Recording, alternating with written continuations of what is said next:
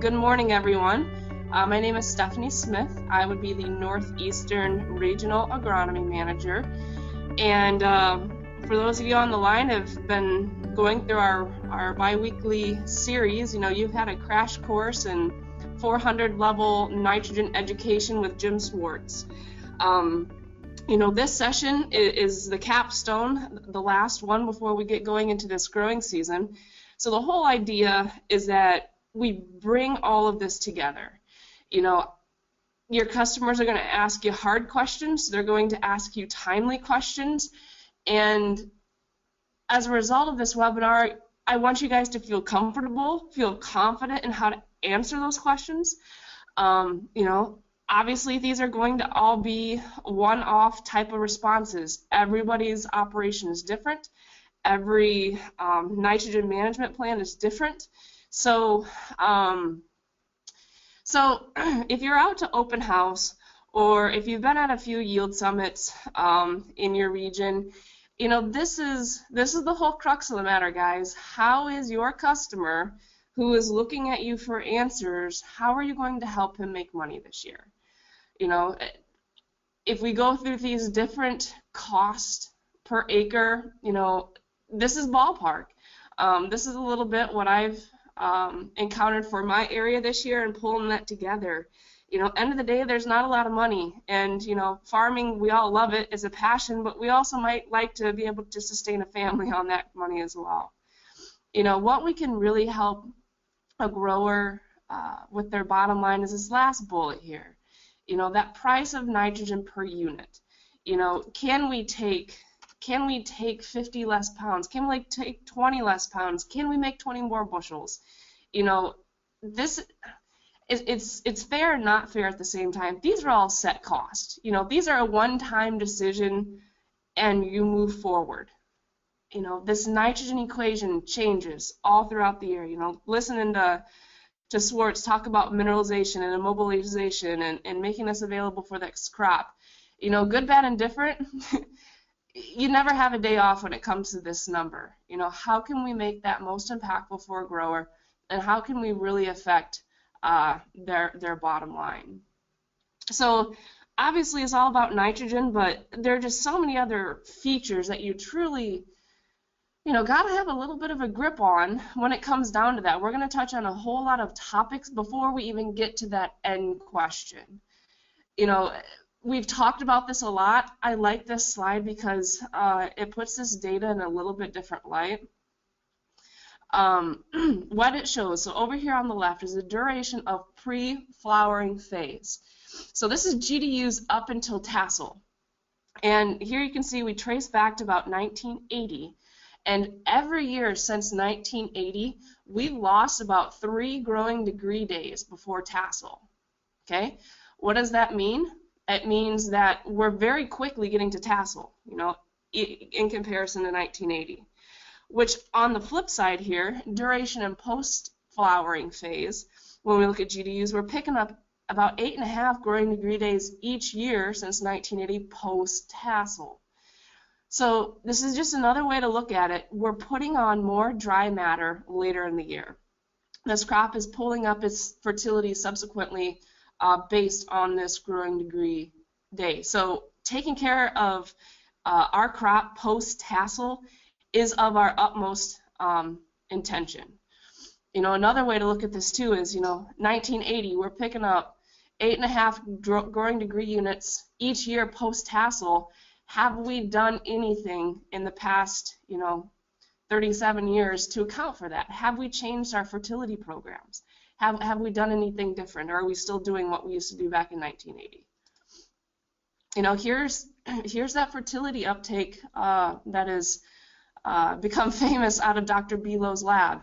We really concentrate up here on this top left-hand corner, this nitrogen. We know this story. We see this image in our sleep. But what does this really mean? We come here to R1, we need 50% post-tassel. Okay, here is a 360 dealer. You've become very familiar with our base plus concept. Okay, base plus. We know we need 50% of our nitrogen post-tassel, But, obviously we know through nitrification we need that nitrogen to be in the nitrate form at that point as well. So what is base plus? How does that look? Sulfur. Jim's talked quite a bit about that. Sulfurs or stabilizers. Which one do you use? How do you use it? How do you proceed? The basic rule of thumb, for every 10 pounds of nitrogen you put on 1 pound of sulfur. And the other thing, when we truly look to incorporate that YDrop program, is sulfur enough to stabilize it? Is that enough? Or should we be spending dollars on that stabilizer in comparison? Jim's probably talked you through this quite significantly. Sulfur, we're not getting it for free anymore. This goes back to the Clean Air Act. When we started cleaning everything up, clean up those scrubbers, you can see here, here's where I farm here in southern Michigan. We used to get a lot of sulfur from the atmosphere, and we take a look here today, and we're not getting that. So again, that plant that we're trying to grow has changed. 8.5 growing degree days every year post-tassel, and our environment is changing. The question that you come back to your growers with, have we changed our mindset on fertility management? And if you've been out to open house a little bit, you've probably seen this before. I take a little bit different approach on this. What is wrong with this picture? You take a look at this and you see a great day in flat country and a good soybean crop. Well, what is wrong with this? We have these clouds for light cover. But what does that really mean? How is that environment changing? We talk a lot about corn. We talk about the yield increases that we see each year. But maybe one thing to consider is where we're seeing this yield advantage derive from. We know this story with sulfur extremely well. We are not getting it out of the atmosphere because we're cleaning it up since the Clean Air Act. Well, we're not getting sulfur from the atmosphere, but what else is happening? It means is that though we're cleaning up that particulate matter in our atmosphere. So if we clean up that particulate matter in our atmosphere, what do you think solar radiation is going to become? This is a new study here, going to be published very, very soon in print, and it shows that solar brightening is responsible for about 27% of yield increase. And for me, here's my farm in southern Michigan, but I take a look. So here's where we used to get all the sulfur from the rain. Obviously, more particulate matter in our atmosphere from that sulfur and rain. And here we can see that solar brightening, it's accounting for 20-ish bushels per acre. And when we see that cleaning up of that particulate matter, cleaning up of that atmospheric portion, we can really look to extrapolate that upon our yields. So, again, nothing to do with nitrogen. We're talking about how this environment that we're in is changing a touch, and we're talking about how these hybrids are changing. Again, the question comes back to your customers. Are we changing the way that we are managing? And this is another new study as well, talking about our rainwater. Okay, Clean Air Act, particulate matter. We're not getting sulfur from the atmosphere. We're getting solar brightening. But what about the pH of our rainfall? This is nothing in our control, but something we have to deal with as growers. Before the Clean Air Act, I would say that rainfall was about a 4.3. 20 years after the Clean Air Act, we've actually increased our pH 1 point. Instead of that 4.3, we have 5.3 pH rainwater. And, it's not the acid rain, right? But we got to think about how our fertility in our soil becomes available.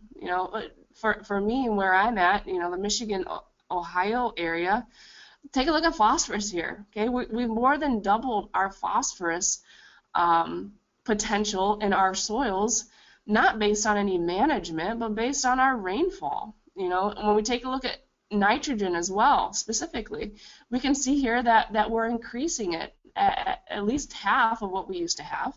So, based on uncontrollable factors in our management of our farms, we really got to keep this whole fertility thing in mind. We're not operating in a vessel. There's lots of factors that can influence.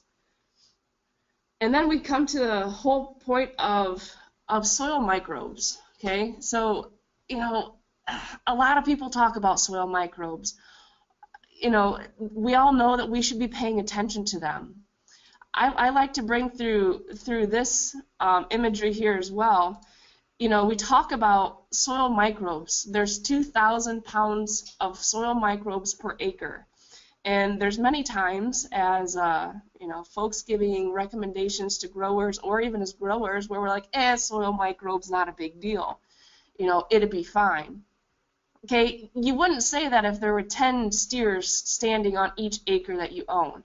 When we think about the capacity and we think about this microorganism life, is there a way to stimulate them? Is there a way to, get your ducks in a line and have them work for you? Not saying that anhydrous is bad, and we'll talk about that, but anhydrous applications over 80 pounds can affect this biota. Is there a way that we can still use anhydrous and not sacrifice any of our microbe populations to truly put it all to work, to bring it as part of a system?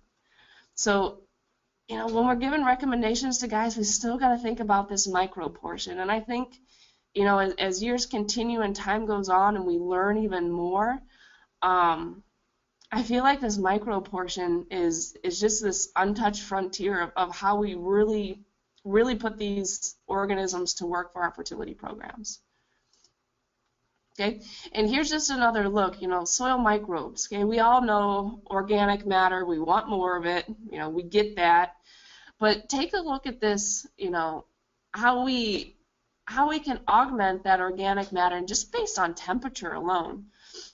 For my folks here in the States, this is in degrees Celsius, so Ontario, you're fine here, but trying to figure out our degrees Fahrenheit up here.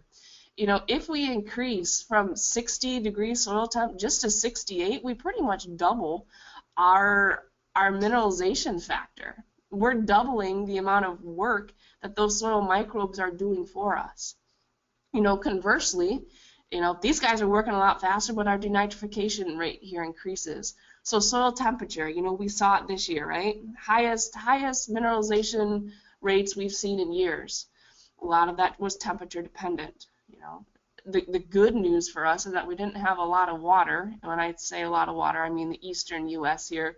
We didn't have a lot of water to take that away. So our denitrification was, our leaching was lower, and our denitrification was a little bit lower as well. But obviously here, based on soil temperature, and if we had field capacity of water, we can see where that denitrification could have taken us. So here's the crux, right? I mean, you guys have seen this. This is Greg's farm, and here's the battle I'm taking on this year when talking with farmers, when talking with customers. Here's a different trial with 6 different nitrogen strategies, and farmers will walk up and said, well, I had really good corn this year. I don't want to make a change. I had really good corn. My neighbor had really good corn. Doesn't matter. Yeah, they're right. Everybody, in a given region had, in the eastern U.S., of course, had about similar type of yield, right? Most of that coffee shop talk was in that same ballpark. But when we take a look at it, guys, this is what we truly have to drive home this year. This nitrogen use efficiency. That's great, Mr. Farmer, you made 220 bushels an acre. But if you use 250 pounds of nitrogen to make those 220 bushels, you could have used, insert your number, 150 pounds of N to make that 220 based on our mineralization. So, 2 years ago with YDrop, we had a great story to tell. Pretty much all of the U.S. was wet. We said, hey, if you guys put on late nitrogen, you're going to make X amount more bushels. It was an easier story to tell. In my region this year, it was more about, well, I maintained my yield level, but I was definitely able to cut back on the amount of nitrogen I'm putting out there, etc. So, straight out of the gate, we talked about bushels, but I think, when we have these conversations with growers, we really need to focus on this nitrogen use efficiency. You know, instead of this 1 pound per 1 bushel, you know, we should be part of that 0.8, 0.75 club in terms of pounds of nitrogen to make that same bushel, because, you know, we're gaining efficiency with YDrop, timing and placement. So really focusing that conversation on this NUE, that nitrogen use efficiency part of the conversation, is extremely critical.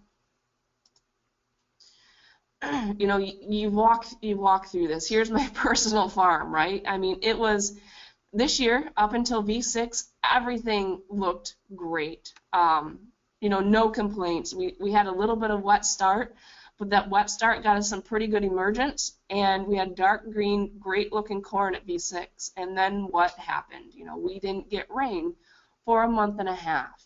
You know, 2 years ago, we learned here in 2015, if I just go throw on more extra nitrogen, that's going to pay. You know, good, bad, and different, that might not have been the best story to learn straight out of the gate. You know, if we can wait and we can watch and we can see what happens, we're just going to be more informed about the decisions that we can make throughout the growing season. And again, you know, if you've ever heard a training by me, it's just extremely important for us to understand this concept, that lowest stave of the barrel. You know, you as a 360 dealer, I'm sure that you sell other products. You may even sell some other fertility products. You know, if that fertility product is not limiting my yield potential, I don't need it. You know, I give the story about my family's hog farm. We have a ton of phosphorus. I don't need to buy a phosphorus product from someone, even though that product may get, you know, 10, 15 bushels an acre more, because it's not my lowest stave. It's not what's going to fix my yield potential. And, you know, when commodities are low and we're trying to figure out how to make ends meet, you know, figuring out what that bottom stave in the barrel each year is what we have to do. And each year it's probably going to be different. You know, if farming was easy, everyone would do it, right? You know, figuring out what that lowest stave of the barrel is each year, extremely important for our ROI. Okay, so that's a little bit of the plant, of the environment. These are all questions you're going to be asked by your customers. Feel free to frame up, you know, these conversations using these points. But then we've actually got to do something. We got to take this forward. Okay, right now we're in this planning phase, right?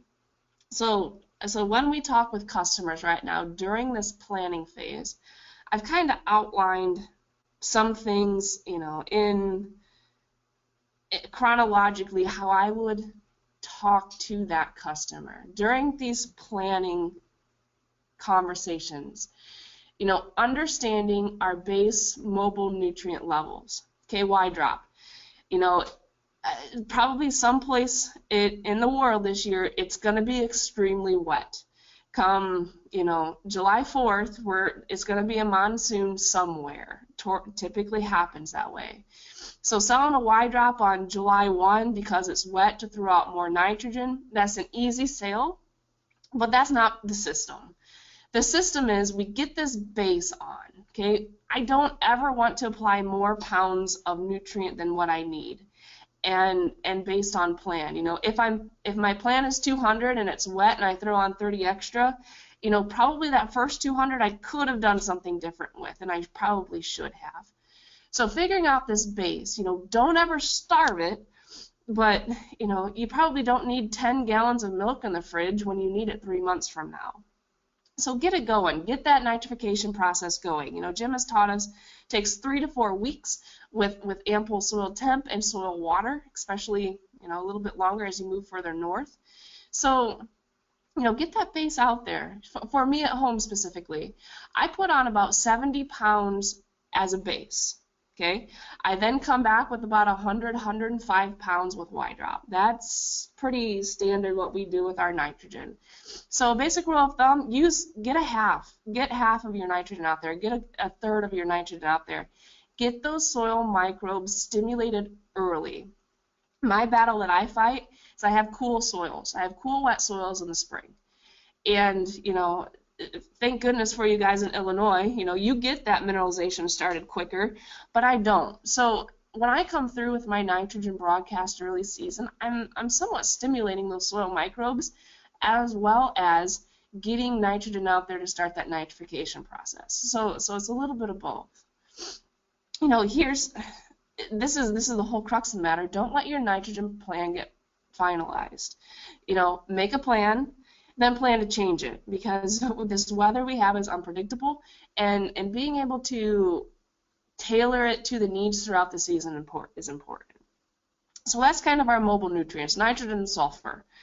You know, when we talk about, you know, getting a base with nitrogen, get a base with sulfur. Throw some AMS out there.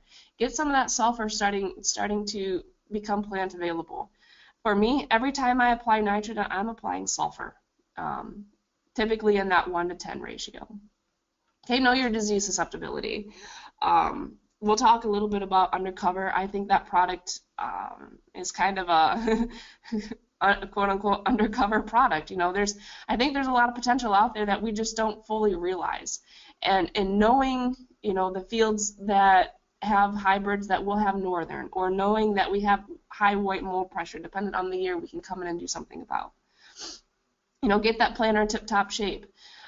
That's our most important pass across the field. Getting even emergence, getting equal emergence is what we are after. And if we don't get this step right, you know, we can save a lot, but we can't make any more. Alleviate compaction. For the Northeast, we had a drought all throughout the year, and then when we went to harvest, it was a flood. I've never seen more wheel tracks in fields, more ruts in fields. It was nasty. You know, we might not be able to see the rut, you know, come a tillage pass, but how deep is that cut? How deep do we have that compaction? For my area specifically, this compaction thing is probably going to come to haunt us next year. So we really need to think about where we would have had compaction, and it doesn't necessarily need to be that big rut to know that we have compaction. We need to find it and we need to break it, or else, you know, our nutrient is kind of set up for a little bit of a disaster. And then maintain that combine. You know, we've got 2 great new products.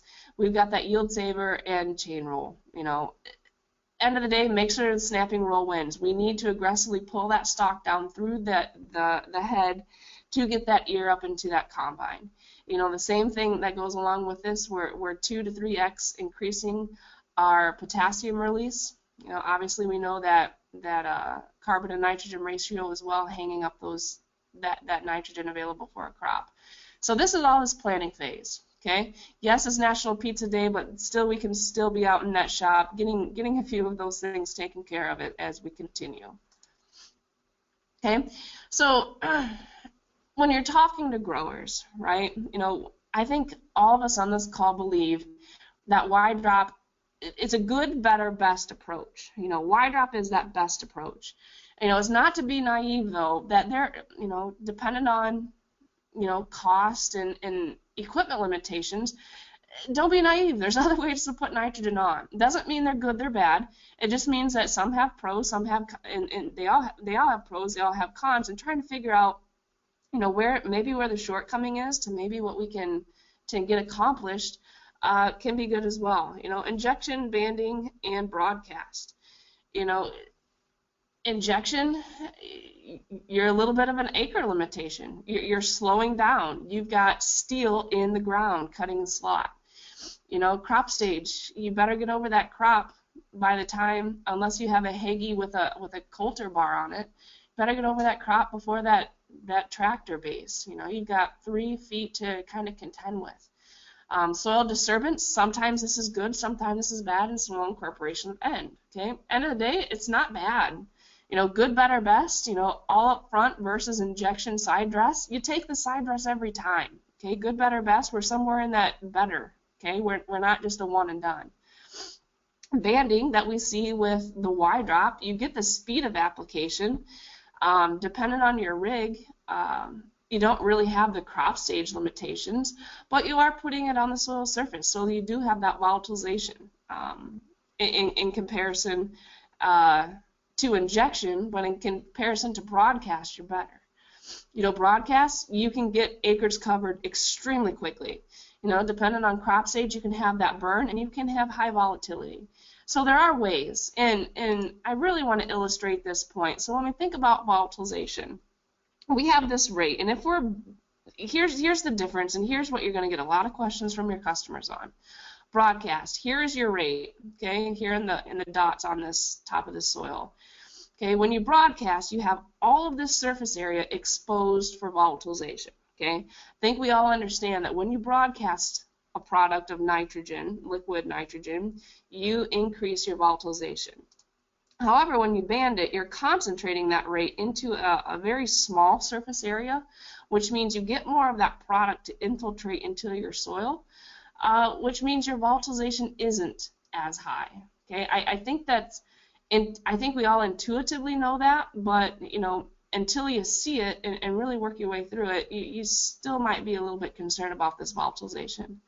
So, you know, like I said before, every time I put on nitrogen, I'm putting on sulfur. You know, this sulfur might be, A, you're getting that volume concentrated, and B, you have that sulfur, which your plant needs anyway, going to reduce some of that volatilization effect. So it's kind of a hand-in-hand type of approach. You want to use a stabilizer, great. You're also, you know, making sure that you're taking that insurance policy. But just talking about, you know, that rate concentrated versus that rate broadcast. Okay, so again, if farming was easy, everybody would do it. How do I execute this base plus? Is it the same rate for everybody? Nope. Is it the same form of nitrogen for everybody? Nope. And will it be the same method of application for everyone? No. Okay, you're going to get these questions. So understanding everything that you know, Jim has taught, and understanding, you know, the whole system of things is important as we continue through this process. Okay, if you don't see this in your sleep, we haven't done it right yet. You know, understanding when that corn crop needs nitrogen. You know, another way to look at this too is, you know, at V14, my plant hasn't used any nitrogen to make grain. Not a thing. Okay, so if we run out here, we are in trouble. Okay, it will remobilize within the stalk, there's no doubt. But, you know, understanding this uptake, understanding when that crop makes yield. And then this is a really good diagram that Jim always loved to show. Okay, you're talking about your decision. When you make your decision closer to the end goal, okay, you're going to be a little bit better off. You know, your shooting percentage, if you're playing basketball from 3-point versus a layup, is probably a bit different, unless you're Steph Curry. But when we think about it here, you know, how do we become more efficient in our decision-making process? Get that base. Don't starve it, but don't put all the milk in the fridge early, because what we're really doing with our 360 system is increasing our efficiency on timing, placement, and rate, all three in one.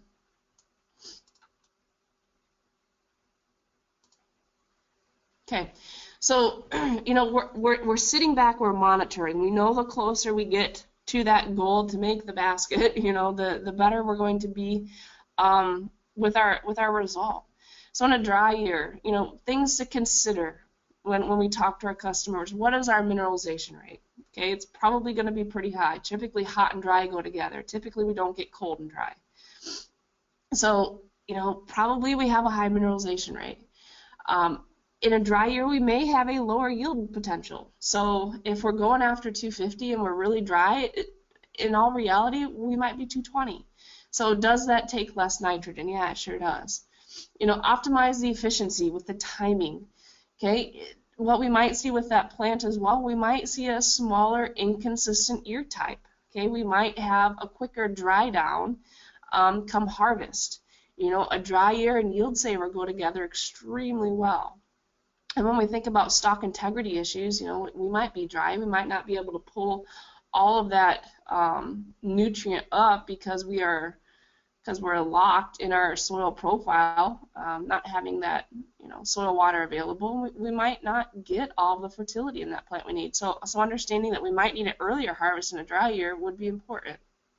Okay, wet year.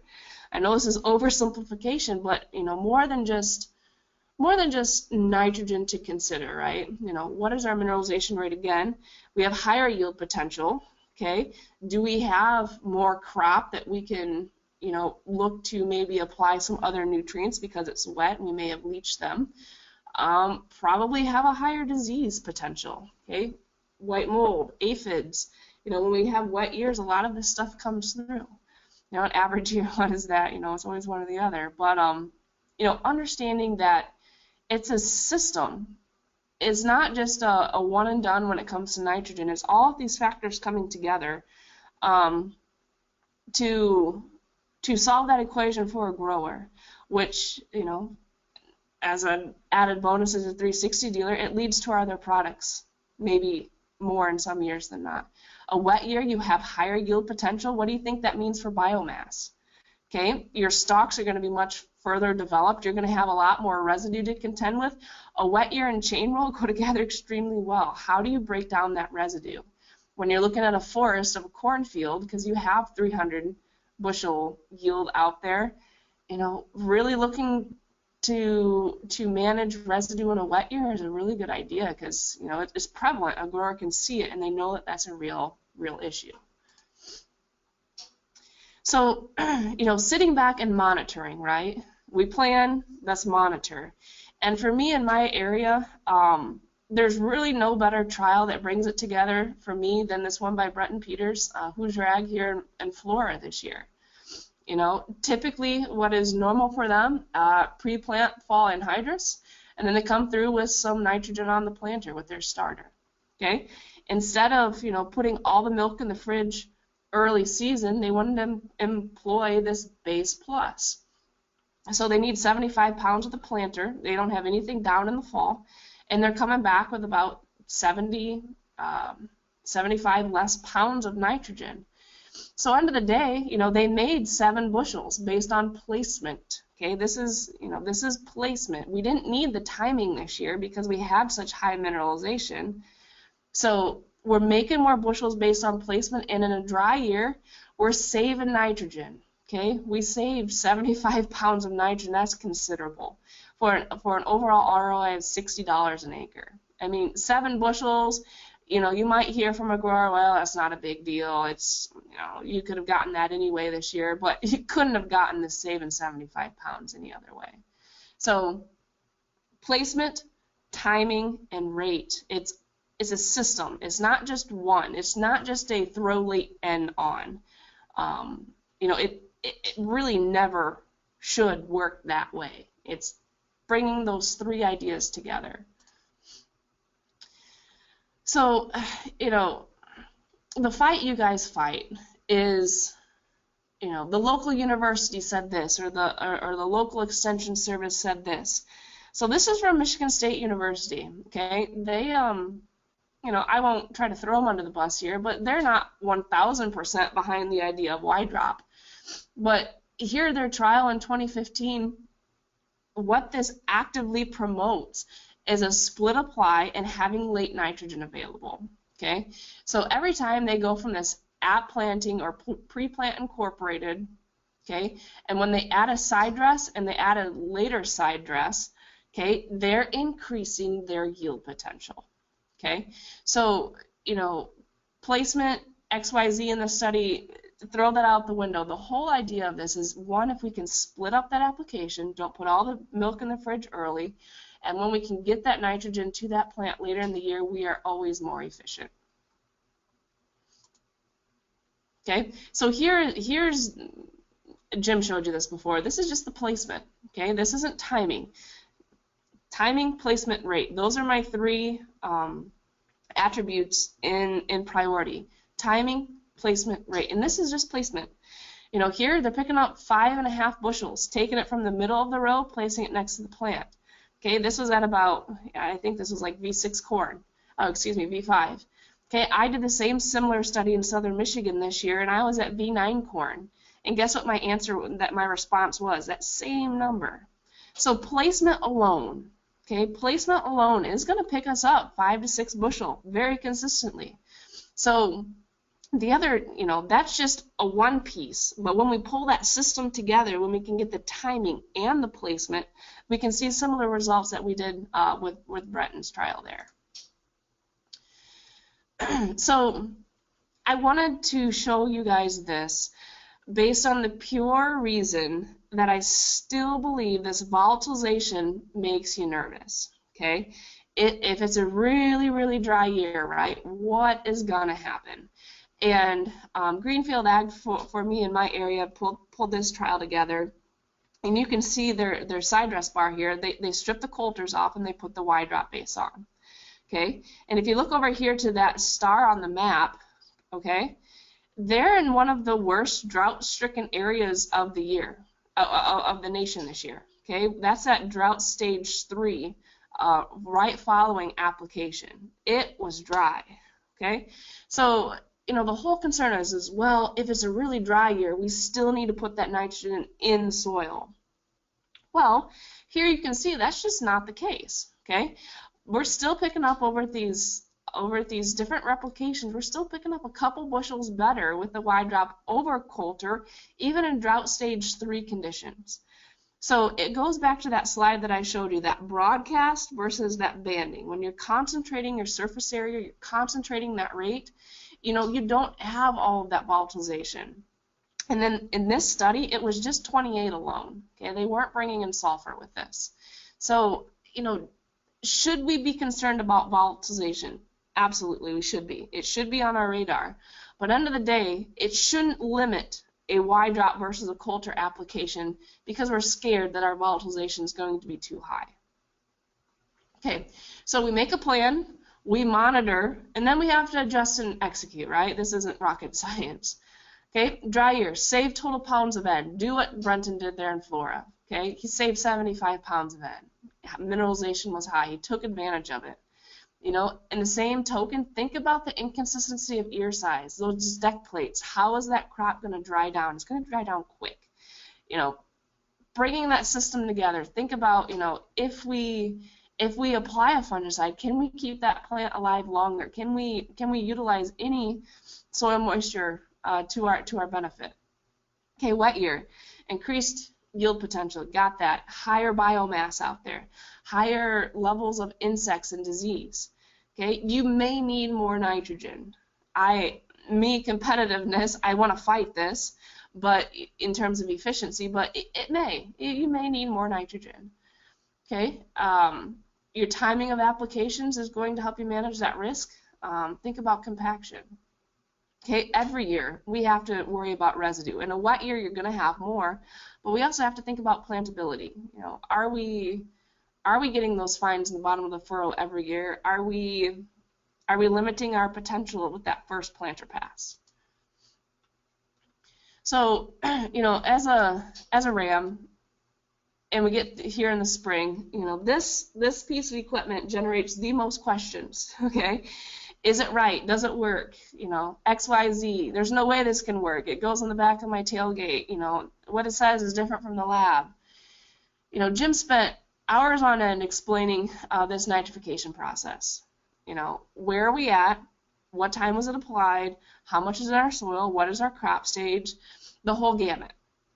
Okay, what I will tell you, guys, have confidence in this piece of machinery.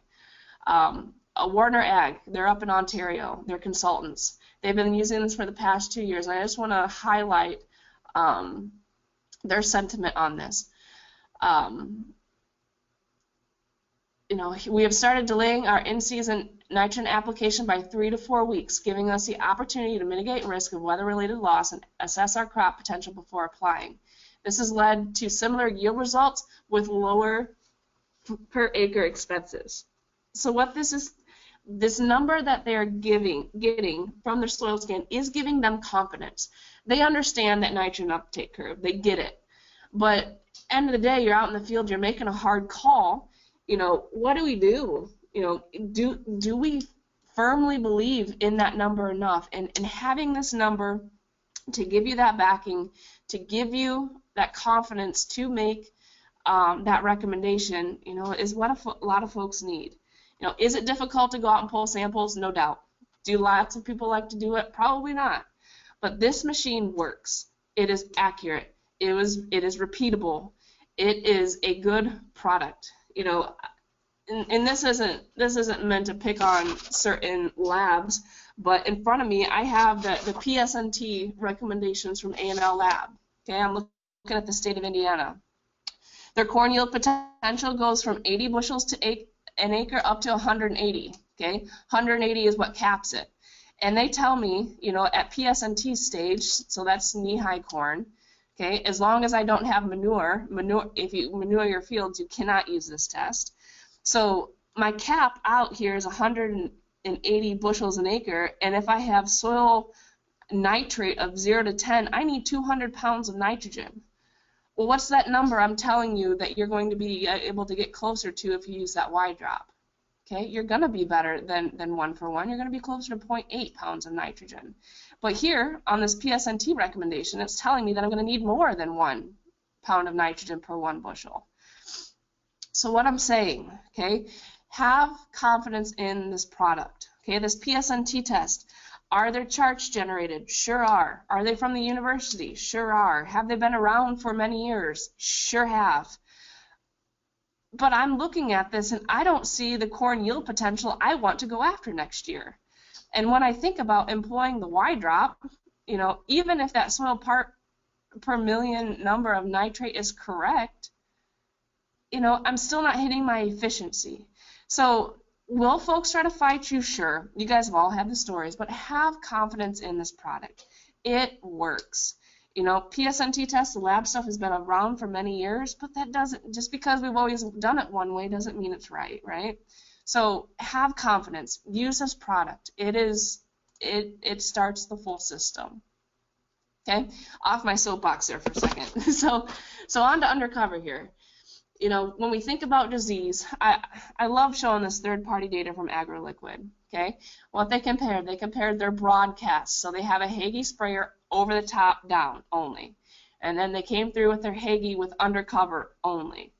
So fungicides, insecticides, micronutrients, they're all about coverage. How do we get better coverage? These products work better when I saturate more of that foliage. I get more of that product on that plant. And 2 extremely different years. 2015 in central Michigan, where the study was at, was extreme flood. 2016, you know, they had 120 bushel corn this year, so extreme drought. And here you can see, despite totally different years, you know, here's their micronutrient alone, here's their fungicide and micronutrient. Each time that we apply it and get better coverage, we are getting yield. We are gaining yield. So, you know, what this tells me is that, you know, a lot of companies have great products. You know, they probably don't spend all this money researching fungicides, microbes, insecticides that don't work. You know, what is up for us to do is to apply them in a more efficient manner. Use them the best way we possibly can. And I'm sure you've seen this many times before, but maybe my words can drive this home a little bit better. You know, this is BASF's nitrogen study by accident, but actually a fungicide study. So I liken this to going to a Chinese buffet. Okay, you go into the Chinese buffet, you pay your $10, you sit down. And if you and your friend, okay, you have a stomach ache, your friend doesn't. Your friend is going to take more advantage of that buffet in front of them. Okay, they have all of these nutrients available to them. But if you have a stomach ache, you're probably not going to win that rate of gain contest, right? He's going to outmatch you in terms of number of plates. Whether or not that's a good idea is debatable. But same goes with nitrogen and fungicide, okay? If on a lot of this trial, this fungicide was about 12 bushels better per acre. But if we had nitrogen loss, okay, that fungicide isn't going to pay off, right? We got that plate in front of us and we just don't feel like eating it. So when we think about this, we bring our full system together. Here's YDrop alone, here's Undercover alone. But when we bring the two together, that buffet's in front of me and I'm feeling good, you're probably going to win a rate of gain contest. Same thing when we think about corn and nitrogen and sulfur and plant health. Bringing those two together, we really get that synergistic type of relationship. Okay, yield saver, guys. We get an inconsistent year. We have quick dry down. This product's going to sell itself. You know, I know in Michigan there's a lot of folks that are like, well, I normally combine when it's wet. I don't know if I'm saving anything. You know, you get that year where you get head loss, you get that quick dry down, you get a couple hybrids that die off early. You're gonna see this product more than pay for itself. Okay, if you haven't been out to training, everyone, our new recommendation is that we can get up to 150 acres per row. Okay, this gap in between that we see over here on the right, a gap is not bad. Look at everything, all those you know, here's the gap in between bristles, but look at what all these bristles are currently filling versus what we started with. Okay, is this a little bit of wear? Yes. You know, this product is like a tire. When you go in and buy tires, they say this tire is rated for 90,000 miles. You know, some folks are going to get 75,000 miles out of that 90,000 mile tire, and some folks are going to push 120. You know, depending on all of these different situations, we're saying this 150, but no, that 150 can be 110, or it can be 200. You know, depending on conditions, this is going to wear differently. And we will have a best management practice to be able to ship you out. But you think about a dry year, right? You have inconsistency of ear size. Okay, you're playing around with your deck plate spacings all the time. You know, this kind of takes that question out of the equation. In a dry year, yield saver is great. Okay, and your RAM should be able to send you, if they haven't already, this ROI, helping a customer walk through making that purchase. So get a hold of your RAM if they haven't sent this out to you yet. Okay, chain roll. It's a really wet year, right? We have a ton of biomass out there. Do we want that 300 bushel an acre biomass looking like this, or do we want it looking like this? Do we want that quicker breakdown, or do we want to take forever? You know when you go out there and it's a drouthy year, and you've got 4 to 5 foot tall corn. Well, maybe that's just me in Michigan, but you know, you're not so cognizant of it. You know, breaking down that residue in a year like that, it's not such a big deal. But you get to a wet year, right? I mean, it's a little bit intimidating to go out there during harvest. You've got corn that's over your combine cab. So understanding, you know, differences of years and how we break down that residue, you know, could further impact you. Okay, yeah, we've all seen this. I don't need to spend a lot of time on it. This isn't gospel. You know, this is just kind of a directional type of study, trying to figure out, are we picking up anything with the barren plants? And we're not having as many as barren plants because we don't have those small fines down in that residue. So again, not gospel, just directional, showing that, you know, you get the fines out of that furrow, you're going to be a little bit better off. Okay, bullet. Wet year, compaction, got to do something about it. You know, the whole idea why you're out there is to eliminate those sins you created in the fall. So those sins that you created in the fall is compacting all the oxygen out of that soil profile. So if I'm out there ripping, I want to move 60% more of my soil. I want, you know, I'm willing to take a little bit longer in the field, maybe wear out points a little quicker, maybe use a little bit more fuel if I'm moving 60%. That's the whole reason I'm out there. The whole reason I'm out there is to alleviate that compaction. So if I've got to do a little bit more to fully do that, you know, me as a grower, I'm going to do that. And that's not the case all the time either. It's just, you know, you could see those type of scenarios. You know, in hydrous application, you know, we all know in a cold spring that we traditionally see that weather changing hot to cold. You know, how are you ever going to hold that consistent? And you have a wet soil, how do you get that seal? You know, every time you see gas, that's bad. That's dollars to the atmosphere. So how do we make that application better? So it's National Pizza Day. I don't want to hold you up forever, but this is the whole crux of the idea. You know, these numbers are set. You know, how we influence this nitrogen number, you know, that's how you become that rock star in that grower's mind. You know, help them become as efficient as possible. You know, it's not, well, you're going to make 30 more bushels an acre. No, it's about you're going to use a quarter of a pound or a half a pound less per bushel of crop that you generate. So if we keep that in mind, we're going to be in a better place. So with that, anyone have any questions? Anyone have any questions about how to get that base plus concept going with growers? You know, here's the fear. We get YDrop sold, right? And it's a dry year.